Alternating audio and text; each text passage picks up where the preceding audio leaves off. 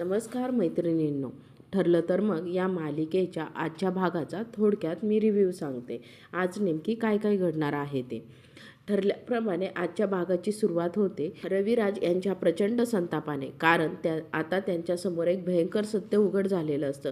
स्वतःचा भाऊ नागराज इतक्या खालच्या थराला जाऊ शकतो यावर रविराजांचा विश्वासच बसत नसतो. या सगळ्या गोंधळात रविराजांना अजून एक गोष्ट जास्त बोचत असते. सुमनला या सगळ्याची किती मोठी किंमत मोजावी लागली असेल. जेव्हा तिला मोठ्या दिराची साथ हवी होती तेव्हा आपण तिच्यासोबत उभे राहू शकलो नाही याची खंत त्यांना आतून खूपच पोखरत असते. स्वतःलाच खूप दोष देत असतात. दुसरीकडे पूर्णा आजी देखील प्रचंड संतापलेल्या असतात. त्या नागराजवर तुटून पडतात आणि रागात म्हणतात, तुला मी माझ्या मुलासारखं मानलं होतं रे, पण तू काय निघालास, घरातल्या बाईवर हात उचललास. प्रत्येक स्त्री माते समान असते हे तुला कळत नाही का? पूर्ण आजींच्या या शब्दांनी वातावरण अजूनच तापतं. पण एवढं सगळं ऐकूनही नागराज मात्र काहीही कबुली करत नाही. तो सतत एकच रटाळ उत्तर देत असतो, मी काहीही केलं नाही, प्लीज माझ्यावर विश्वास ठेवा. तोपर्यंत सगळ्यांचा धक्काच बसतो. कारण सुमन अचानक घर सोडून गेलेली असते. ती कुठे आहे, काय अवस्थेत आहे, काहीच माहिती नसतं. घरात एकच गोंधळ उडालेला असतो. नागराज मात्र वर खूप काळजीत असल्याचं नाटक करत असतो. मलाही माहीत नाही, मी सुद्धा टेन्शनमध्ये आहे असं तो दाखवत असतो. पण रविराजांना त्याची ही नाटकं साफ कळत असतात.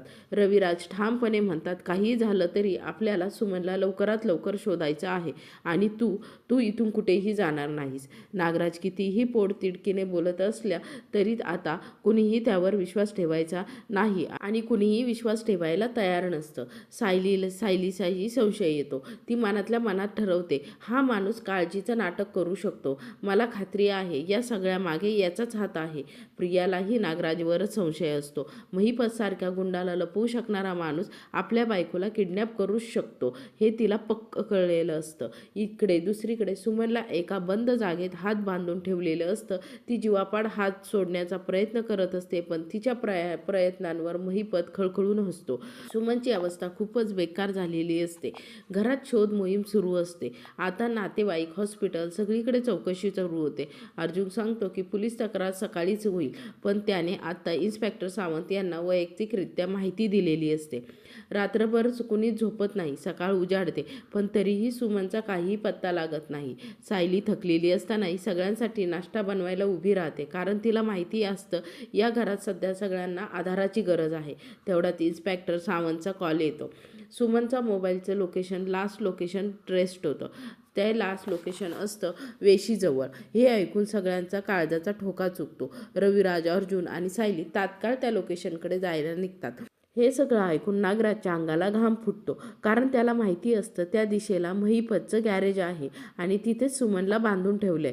संधी साधून नागराज तिथून गायब होतो. घरात सगळ्यांना समजतं नागराज पळून गेला आहे.